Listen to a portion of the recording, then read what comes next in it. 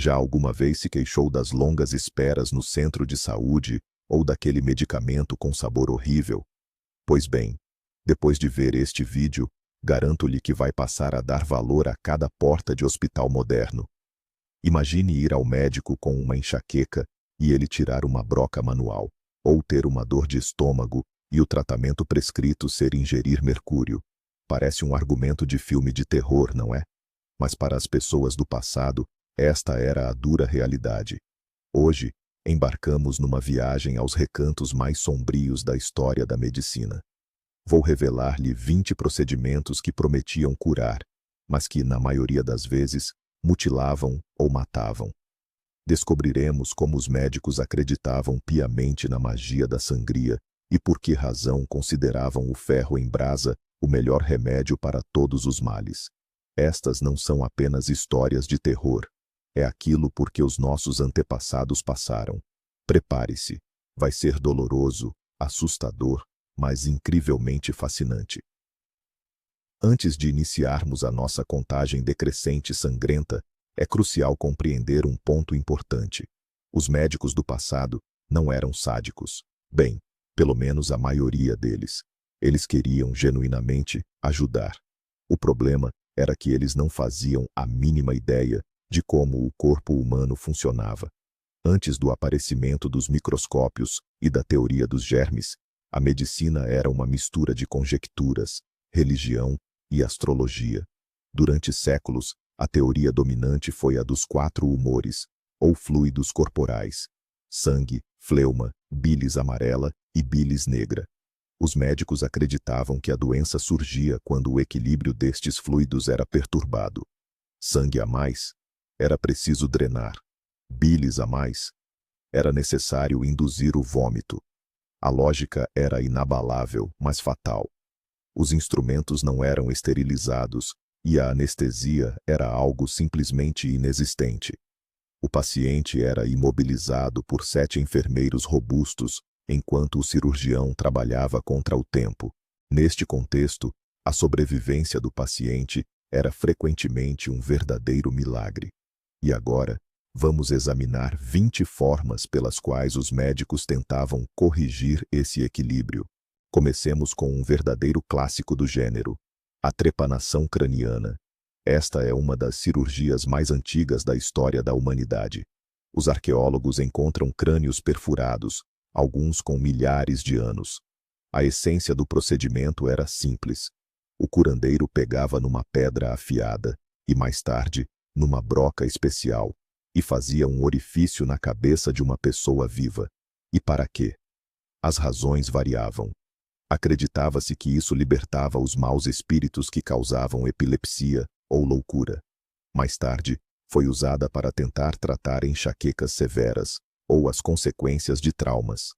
O mais surpreendente é que muitos pacientes sobreviviam. O tecido ósseo curava-se à volta da abertura. Imagine o nível de dor sem anestesia. A pessoa conseguia ouvir o som do osso do seu próprio crânio a ser raspado. Mas os curandeiros acreditavam que estavam a libertar a pressão excessiva, ou os demônios. Hoje, a trepanação é realizada apenas por neurocirurgiões, em casos extremos, para salvar vidas. Mas no passado, era apenas um remédio para a dor de cabeça. O segundo ponto da nossa lista é a sangria. Esta terá sido, provavelmente, a técnica médica mais popular durante 2000 anos. Tinha febre? Tirava-se sangue. Pneumonia? Tirava-se sangue. Uma perna partida? Por que não tirar sangue também? Os médicos acreditavam que o sangue estagnava e se corrompia. Para isso, usavam facas, lancetas e, claro, sanguessugas. No século XIX, a Europa estava literalmente obcecada por sanguessugas, importando-as aos milhões. Por vezes, drenavam-se litros de sangue do paciente, levando-o ao desmaio. Acreditava-se que o desmaio era um sinal de que a doença estava a recuar. Na verdade, o corpo estava apenas a ceder devido à perda extrema de energia. A ironia é que a sangria matou George Washington. Os médicos tentaram curá-lo de uma infecção na garganta e removeram quase metade do seu sangue num único dia. O grande presidente não morreu da doença, mas sim do tratamento. Agora, vamos passar para algo mais químico: o mercúrio. Hoje sabemos que é um veneno mortal. Entramos em pânico se, por acaso, partirmos um termômetro. No entanto, há centenas de anos, o mercúrio era o principal tratamento para a sífilis. A doença era terrível e desfigurante, e os métodos de tratamento eram igualmente agressivos. Os pacientes eram esfregados com pomadas de mercúrio, obrigados a inalar os seus vapores e, por vezes, até bebiam os seus compostos. Um ditado popular da época dizia: "Uma noite com Vênus, uma vida inteira com Mercúrio." Mercúrio era o nome dado ao elemento químico. O efeito era aterrador. Os pacientes perdiam dentes e cabelo, sofriam de insuficiência renal e, inevitavelmente, desenvolviam loucura. O famoso chapeleiro louco de Alice no País das Maravilhas tornou-se assim devido ao envenenamento por mercúrio, que era usado no processamento do feltro. As pessoas apodreciam literalmente vivas, mas os médicos acreditavam que a salivação excessiva causada pelo mercúrio estava, na verdade, a expulsar a doença do corpo. Vamos em frente. Item número 4. Enema de tabaco. Sim, ouviu bem. No século XVIII, os médicos acreditavam que o fumo do tabaco tinha um poder revigorante. Criaram foles especiais para insuflar o fumo diretamente no reto. Esta prática era usada com particular frequência para tentar reanimar vítimas de afogamento. A lógica era bizarra. Pensavam que o calor e a estimulação causados pelo fumo seriam suficientes para iniciar a respiração. Ao longo do rio Tâmisa, em Londres, estavam pendurados kits de enemas de tabaco, tal como hoje encontramos desfibrilhadores. Na época, isto era considerado o que havia de mais avançado em termos de reanimação. Obviamente, isto não funcionava. Pior ainda, a nicotina é um veneno, e uma dose administrada desta forma poderia facilmente ser fatal para alguém que já estivesse em estado crítico. Felizmente, com o tempo, os médicos acabaram por perceber que a reanimação boca a boca funciona bem melhor do que insuflar fumo pelo lado errado. O ponto número 5 é uma das páginas mais negras do século XX. A lobotomia.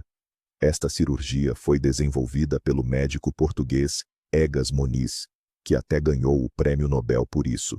A essência do método era destruir as conexões nos lóbulos frontais do cérebro.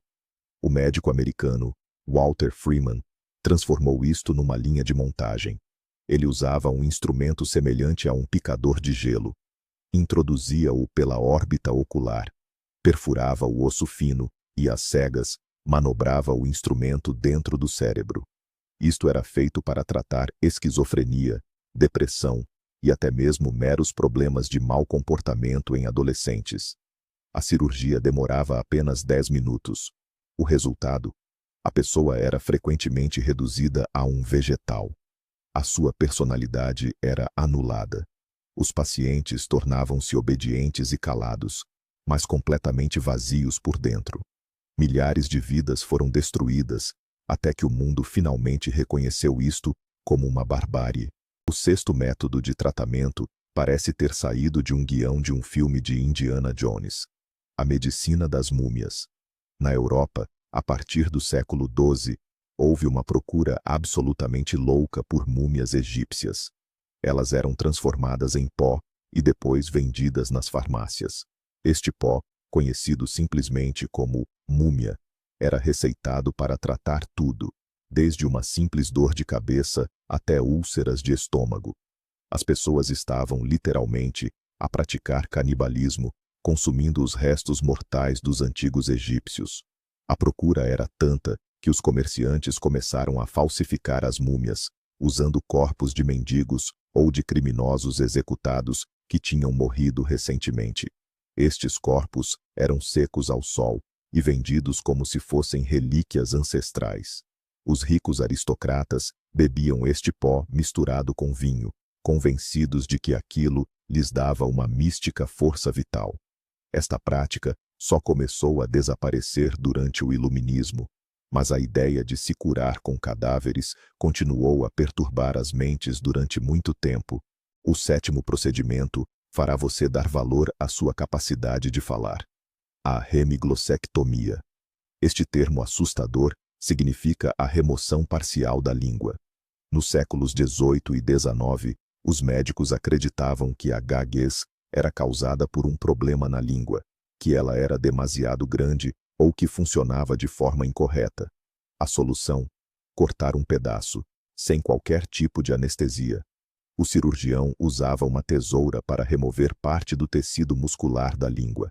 O sangue jorrava, e o risco de infecção era altíssimo. E o pior de tudo, isto não resolvia em nada o problema da gaguez.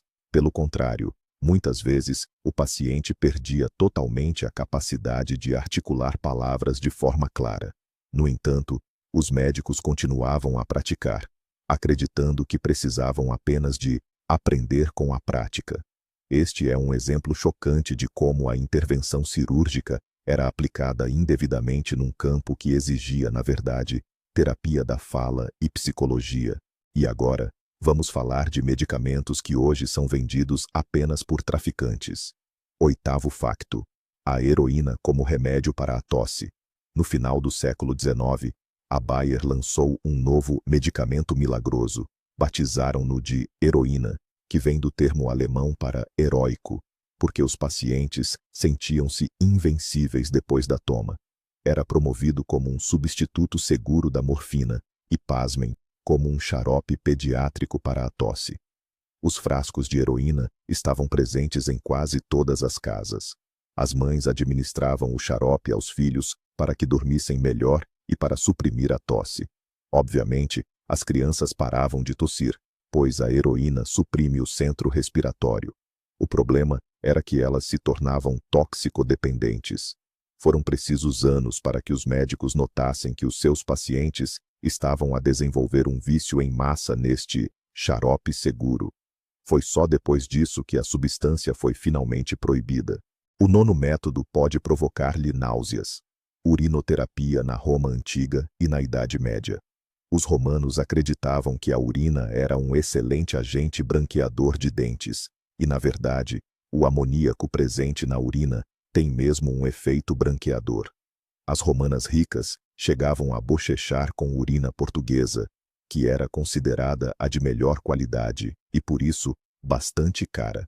Na Idade Média, a urina era usada para lavar feridas e, pasme-se, era até bebida durante as epidemias de peste. Os alquimistas procuravam o famoso pedra filosofal na urina.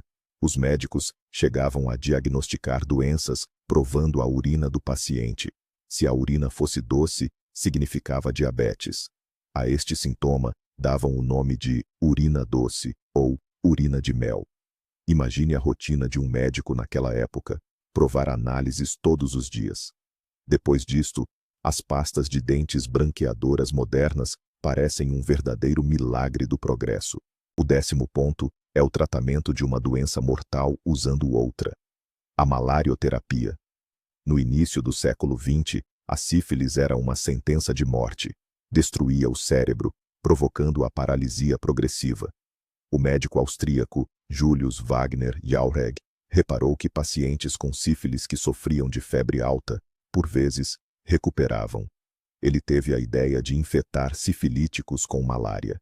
A temperatura elevada causada pela malária matava as bactérias da sífilis, que não resistiam ao calor. Depois, o paciente era tratado da malária usando quinino. Era um método incrivelmente arriscado. Cerca de 15% dos pacientes acabavam por morrer da própria malária. Mas para os restantes, era a única hipótese de não perderem a sanidade e não morrerem de sífilis. Esta descoberta valeu-lhe até um prêmio Nobel. Cruel? Sim. Mas até a descoberta dos antibióticos, era o que funcionava. Ponto número 11. Plombagem pulmonar. Antes do surgimento de medicamentos eficazes para a tuberculose, os médicos recorreram a medidas extremas. A teoria era que o pulmão infectado precisava de repouso absoluto para curar as cavernas, os buracos que a doença ia corroendo. Os médicos realizavam uma cirurgia para criar uma cavidade no peito e preenchiam-na com quase tudo o que fosse possível para comprimir o pulmão. Usavam gordura, parafina, gaze e até mesmo bolas de ping-pong ou esferas de vidro. Estes corpos estranhos permaneciam no interior do paciente durante anos. No entanto, muitas vezes causavam infecções terríveis, colapsavam para outros órgãos ou eram expelidos através de fístulas. Os pacientes viviam com esferas no peito, muitas vezes a sufocar, mas sempre na esperança de uma cura. Foi uma tentativa desesperada de salvar as pessoas da peste branca, uma doença que dizimava milhões. O 12º método é inspirado nas pinturas de Bosch. A remoção da pedra da loucura. Na Idade Média, charlatães e cirurgiões itinerantes convenciam as pessoas de que a sua loucura, depressão ou a simples estupidez resultavam de uma pedra que estava presa na cabeça. A operação era realizada na praça da cidade. O cirurgião fazia uma incisão na testa do paciente e, através de um truque de ilusionismo, extraía uma pequena pedra previamente escondida. A multidão delirava, e o paciente, com a cabeça ligada e coberta de sangue, ficava convencido de que a sua inteligência iria melhorar. Obviamente, não havia pedra nenhuma no cérebro. Tratava-se de pura fraude e do mero efeito placebo, misturados com o enorme risco de morrer de septicemia. No entanto, as pessoas pagavam por isto, na esperança de encontrar uma solução simples para os seus problemas complexos. O item número 13 é a cauterização. Se tivesses uma ferida e precisasses estancar o sangue, ou se estivesses a sofrer de hemorroidas, a solução era sempre a mesma: preparar o ferro. Um pedaço de metal em brasa era aplicado diretamente na carne viva. O sangue coagulava instantaneamente e os vasos eram selados. Mas a dor era absolutamente infernal. Não era raro que os pacientes morressem de choque provocado pela dor. Os médicos também usavam a cauterização para tratar doenças mentais, aplicando o ferro na nuca, na tentativa de despertar o cérebro. Acreditava-se na altura que o fogo purificava. Imagine o tratamento de hemorroidas com um atiçador em brasa e sem anestesia. Depois de experiências como esta, muitos preferiam nem sequer admitir que tinham dores ou que estavam doentes. O 14º método. A beleza exige sacrifícios, e isto é literal. O arsênico. Na era vitoriana, a palidez era um sinal de aristocracia. Para alcançar este tom de pele nobre, as mulheres, e por vezes até os homens, consumiam arsênico. Existiam waffles, especiais com arsênico, comprimidos e pomadas. O arsênico, de facto, deixava a pele pálida, porque destruía os glóbulos vermelhos. No fundo, era um assassinato lento. O corpo acumulava o veneno. Começavam os problemas na tireoide e o bócio, mas isto era até considerado bonito. Se a mulher parasse de tomar o arsênico, o seu rosto ficava coberto de manchas horríveis. Por isso, ela era forçada a ingerir o veneno até morrer. Era uma armadilha mortal em nome da moda. O 15º ponto é a terapia rotacional.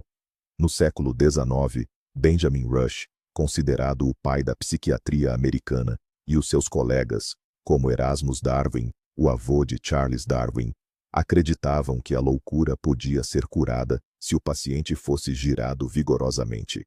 O doente era colocado numa cadeira especial, suspensa no teto ou assente num eixo, e rodava a uma velocidade que podia atingir 100 rotações por minuto. O paciente sentia náuseas, perdia a consciência e, frequentemente, sangrava pelo nariz e pelos ouvidos. Os médicos defendiam que a força centrífuga dispersava a estagnação do sangue no cérebro. Na verdade, tratava-se de mera tortura, cujo único efeito era tornar os pobres doentes mentais submissos, paralisados pelo terror. Estes aparelhos de rotação foram utilizados em hospitais psiquiátricos durante décadas. O 16º método era popular há bem pouco tempo, cerca de 100 anos. Água radioativa.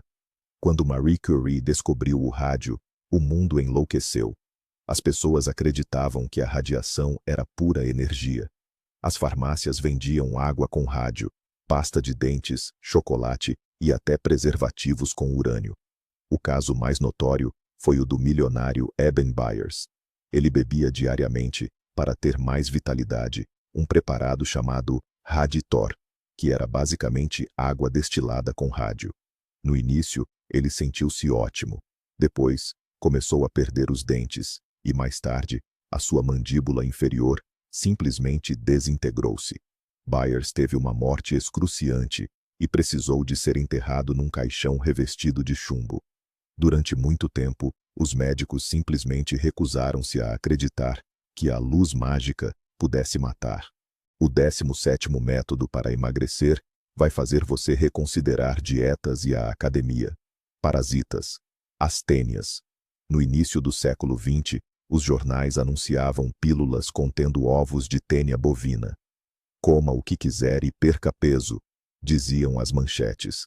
A pessoa engolia a cápsula, o parasita eclodia no intestino e começava a consumir os alimentos em vez do hospedeiro. Sim, o peso baixava, mas o verme podia crescer até 9 metros de comprimento. Isso causava dor, náuseas e fraqueza. E o pior começava na hora de removê-lo. O médico precisava atrair o parasita. Ele segurava uma tigela de leite morno perto da boca do paciente, esperando que o verme saísse pela garganta para que pudesse ser agarrado. Por vezes, os vermes causavam asfixia. Este era o preço por uma cintura fina. O 18º ponto é sobre o rejuvenescimento pelo método Voronov.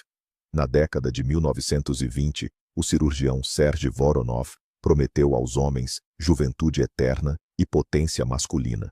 O seu método? O transplante de tecido testicular de macacos para humanos.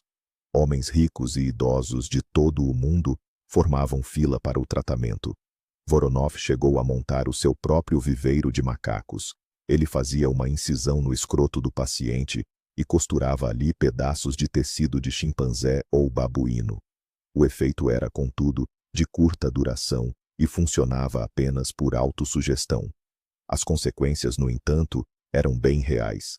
Rejeição do tecido, infecção e, segundo uma das teorias, foi precisamente assim que o VIH-HIV pôde passar dos macacos para os humanos.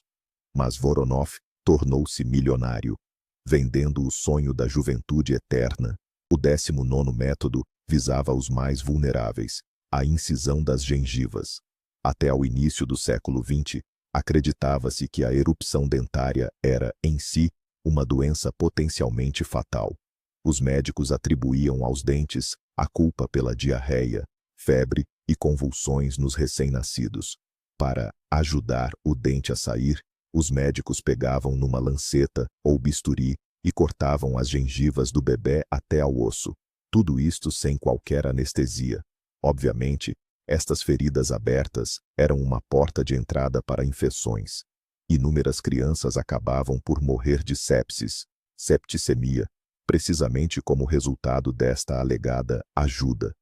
A taxa de mortalidade infantil na época era assustadora, e os médicos, com os seus instrumentos contaminados, davam um contributo significativo para este flagelo, enquanto acreditavam sinceramente que estavam a salvar vidas. E, finalmente, o ponto número 20. O tratamento do útero errante. Os médicos gregos, seguidos pelos medievais, acreditavam que o útero era uma espécie de animal independente, capaz de passear pelo corpo da mulher. Se o útero subisse até ao fígado, a mulher sofria de histeria. Se chegasse à garganta, causava asfixia. Para forçar o regresso daquele animal ao seu devido lugar, utilizavam o poder dos aromas. Se o útero se tivesse elevado demasiado, faziam-na cheirar algo repugnante no topo do corpo e colocavam aromas agradáveis na parte inferior para seduzir o órgão a regressar. E o inverso era igualmente aplicado. As mulheres eram fumigadas com enxofre e obrigadas a cheirar penas queimadas.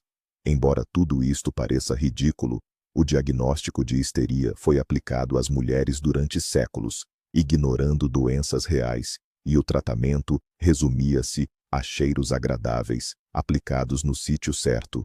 E então, ainda tem medo daquela injeção moderna? A história da medicina é um caminho longo, pavimentado por tentativa e erro, e, infelizmente, repleto de vítimas. Cada um destes 20 métodos já foi considerado o auge da ciência. As mentes mais brilhantes da sua época acreditavam que perfurar crânios ou beber mercúrio era a abordagem correta. Isto ensina-nos uma coisa crucial: a ciência nunca para.